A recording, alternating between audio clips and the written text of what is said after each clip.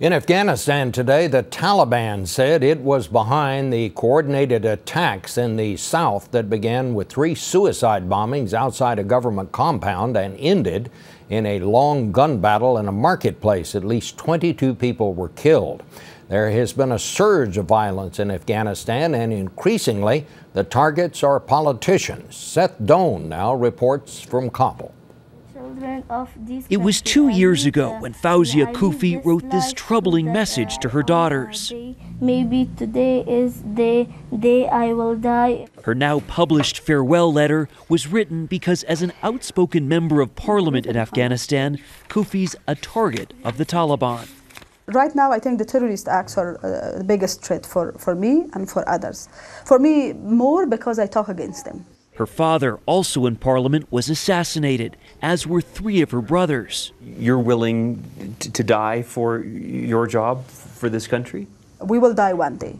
I think the pride would be if you die and with paving the way for others, with leaving something behind. If I'm afraid that I will die and I don't do anything, then who will take this country?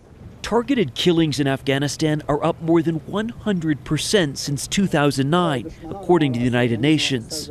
Is anyone safe in Afghanistan? Really safe? Well, not. We can't say that anyone is safe in this country. Haroon Mir runs the Afghanistan Center for Research and Policy Studies. Taliban have decided not to face U.S. military.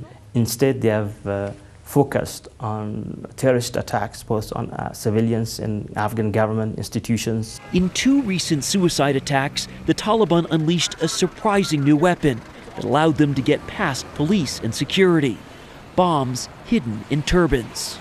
There are checkpoints all across Kabul. It's common to pull people out of vehicles, to frisk them, to search the vehicles themselves. But as you can see, it's incredibly uncommon to search under a turban. To remove a turban in public would be considered an insult. It was an explosive-laden turban that killed the Kandahar mayor yesterday. And just last week, Koofi herself was invited to a gathering where 2 people were killed. Have you changed any way that you go about life because of these threats?